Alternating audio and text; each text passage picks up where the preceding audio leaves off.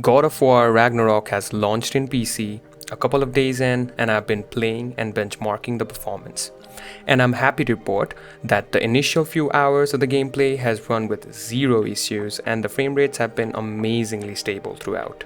In this video, I'll be going through the system that the performance was tested, the game's graphic settings, the results plus GPU recommendations, and my thoughts and verdicts.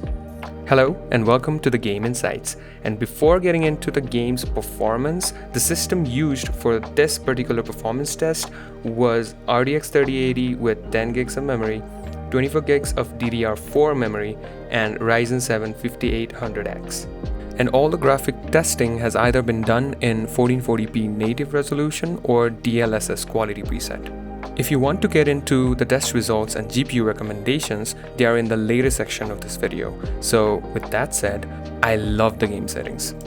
I love the implementation of how the game settings stay as an overlay over the actual game scene for two particular reasons.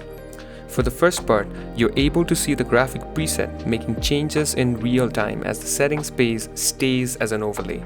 So understanding how the game's visual changes along with your setting changes are easy to understand. And since the changes render right after they are made, it's amazing. And for the second part, you're also able to see the frame rate change as you make the graphic quality changes.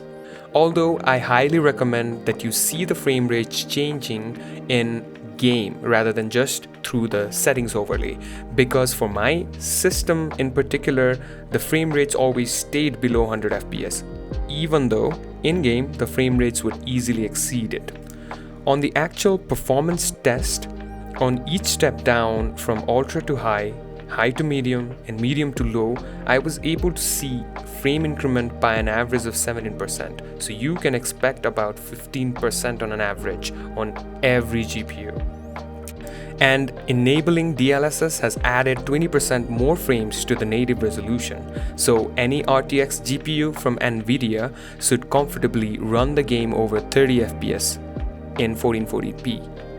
With respect to the system requirements provided a month earlier, I would not recommend any GPU less than GTX 1050 or RX 5500 XT for AMD. Additionally, enabling FSR in quality preset should provide 30 FPS with low graphic preset for 1080p resolution.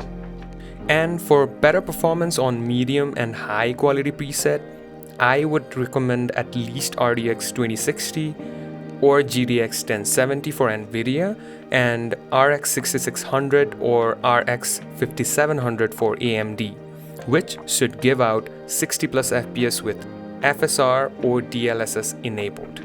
And to finish up the graphic preset and performance test for God of War Ragnarok, I'd like to take this moment to appreciate the implementation of artwork and assets. As it is always an amazing experience to play any game with the highest quality preset, have a look on how good the game looks even in the lowest settings in comparison to the highest. Only finer details are impacted on each preset bump, and although the game was launched 4 years earlier in PlayStation, for anyone who are willing to experience the second iteration of the Norse saga, even at the lowest quality preset, you will not regret it. With this, we have come to the end of the video for the initial graphic performance for God of War Ragnarok. Please like, comment, and subscribe if you've enjoyed the video. I'll be back with another one soon.